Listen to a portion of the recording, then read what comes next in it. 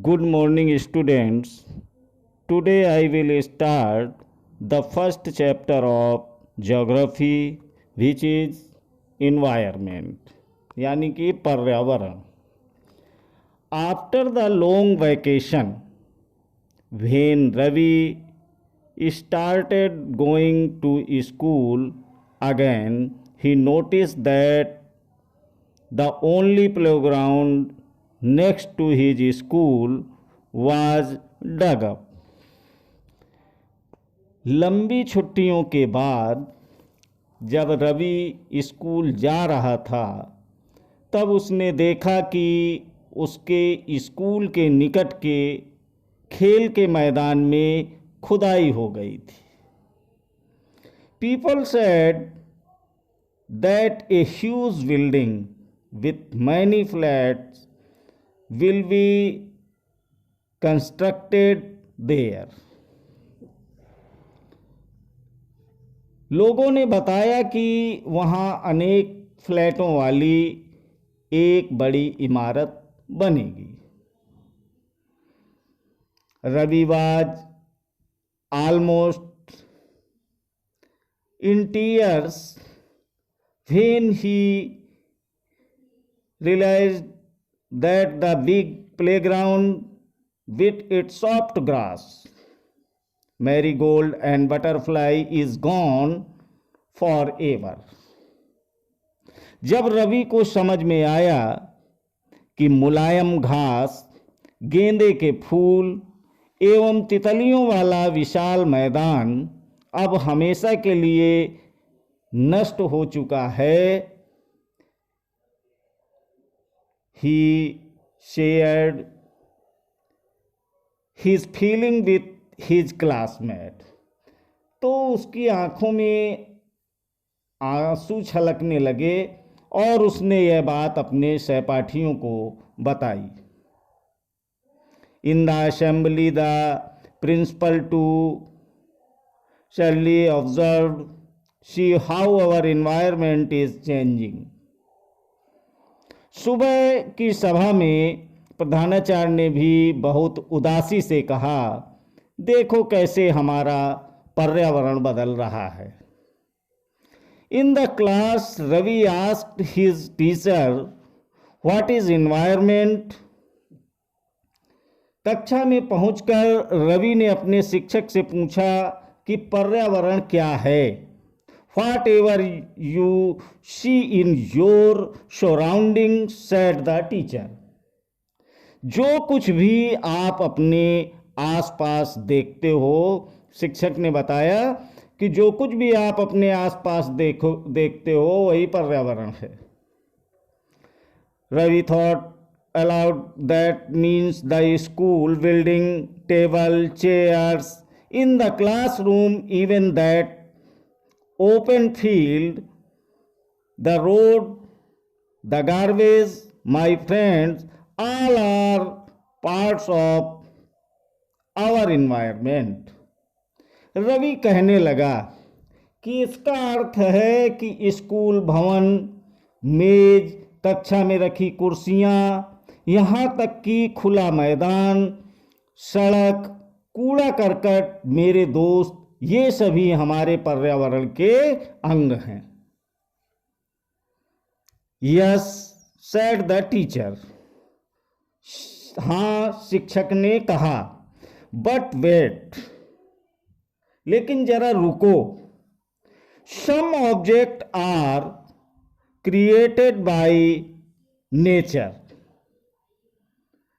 For example, mountains, rivers, trees, animals. कुछ वस्तुओं का निर्माण प्रकृति ने किया है, जैसे कि पर्वत, नदियां, पेड़, प्राणी. Others are made by people. For example, roads, cars, clothes, books. जबकि अन्य का निर्माण मानव ने किया है, जैसे सड़क, कार, कपड़े, किताबें आदि. Now work in pairs, make a list with your classmates sitting next to you of the creation of nature and by human beings. अब दो दो छात्र मिलकर कार्य कीजिए और अपने निकट बैठे सहपाठी के साथ मिलकर प्रकृति एवं मानव निर्मित वस्तुओं की सूची बनाइए। रवि, परमजीत, जैसी, मुस्तफ़ा, आशा were all excited about making the list. Ravi, Paramjit, जैसी, मुस्तफ़ा, आशा सभी ये सूची बनाने के लिए उत्सुक थे। Why is our environment changing?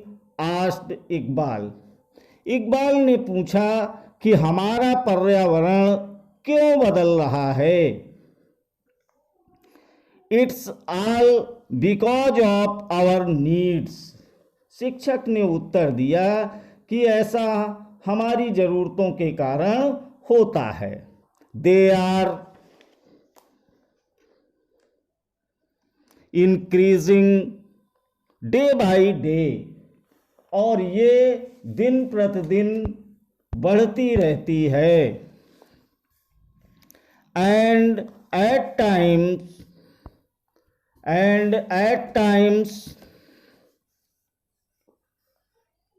even destroying our natural surrounding, the teacher replied।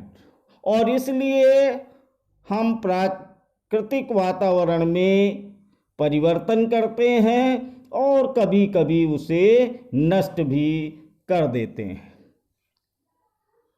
From the above conversation you understand that the place, people, things and nature that surrounding any living organism is called environment। ऊपर के वार्तालाप से आप समझ गए होंगे कि किसी भी जीवित प्राणी के चारों ओर पाए जाने वाले लोग, स्थान, वस्तुएं पर्यावरण कहते हैं। It is a combination of natural and human made phenomena. यह प्राकृतिक एवं मानव निर्मित परिघटनाओं का मिश्रण है। While the natural environment refers to both biotic and abiotic condition existing on the earth। प्राकृतिक पर्यावरण में पृथ्वी पर पाई जाने वाली जीवीय एवं अजीवीय दोनों परिस्थितियां सम्मिलित हैं। Human environment reveals the activities, creation and interaction among human beings. जबकि मानवीय पर्यावरण में मानव की परस्पर क्रियाएं, उनकी गतिविधियां एवं उनके द्वारा बनाई गई रचनाएं सम्मिलित हैं। नेचुरल एनवायरनमेंट यानी प्राकृतिक वातावरण। क्या है प्राकृतिक वातावरण? Land, water, air, plants and animals comprise the natural environment. भूमि, जल, वायु, पेड़ पौधे एवं जीव जंतु मिलकर प्राकृतिक वातावरण बनाते हैं। You are familiar with the meaning of lithosphere, hydrosphere, atmosphere and biosphere from your previous class। स्थल मंडल, जलमंडल, वायुमंडल एवं जैवमंडल से आप पहले से ही परिचित होंगे, क्योंकि ये आपने पिछली कक्षा में पढ़ा है। Let us learn some more facts about these domains. आइए अब हम उनके संबंध में कुछ और तथ्यों की जानकारी प्राप्त करते हैं। Lithosphere is the solid crust or the hard top layer of the earth. पृथ्वी की ठोस परपटी या कठोर ऊपरी परत को स्थल मंडल कहते हैं। It is made up of rocks and minerals and covered by a thin layer of soil. यह चट्टानों एवं खनिजों से बना होता है एवं मिट्टी की पतली परत से ढका होता है। It is an irregular surface with various landforms such as mountain, plateaus, plains, valleys, etc. यह पहाड़, पठार, मैदान, घाटी आदि जैसी विभिन्न स्थलाकृतियों वाला विषम धरातल होता है। Landforms are found over the continents and also on the ocean floors. ये स्थलाकृतियां महाद्वीपों के अलावा महासागर की सतह पर भी पाई जाती हैं। Lithosphere is the domain that provides us forest grassland for grazing. स्थल मंडल वह क्षेत्र है जो हमें वन, कृषि एवं मानव बस्तियों के लिए भूमि, पशुओं को चराने के लिए घास स्थल प्रदान करता है। Land for agriculture and human settlements. It is also a source of mineral wealth. यह खनिज संपदा का भी एक स्रोत है। The domain of water is referred to as hydrosphere। जल के क्षेत्र को जलमंडल कहते हैं। It comprises various sources of water and different types of water bodies like rivers, lakes, seas, oceans, etc. यह जल के विभिन्न स्रोतों जैसे नदी, झील, समुद्र, महासागर आदि जैसे विभिन्न जलाशयों से मिलकर बनता है। It is essential for all living organism. यह सभी प्राणियों के लिए आवश्यक है। The atmosphere is the thin layer of air that surrounds the earth. पृथ्वी के चारों ओर फैली वायु की पतली परत को वायुमंडल कहते हैं। The gravitational force of the earth holds the atmosphere around it. पृथ्वी का गुरुत्वाकर्षण बल अपने चारों ओर के वायुमंडल को थामे रहता है। It protects us from the harmful rays and scorching heat of the sun। यह सूर्य की झुलसाने वाली गर्मी एवं हानिकारक किरणों से हमारी रक्षा करता है। It consists of number of gases, dust and water vapor.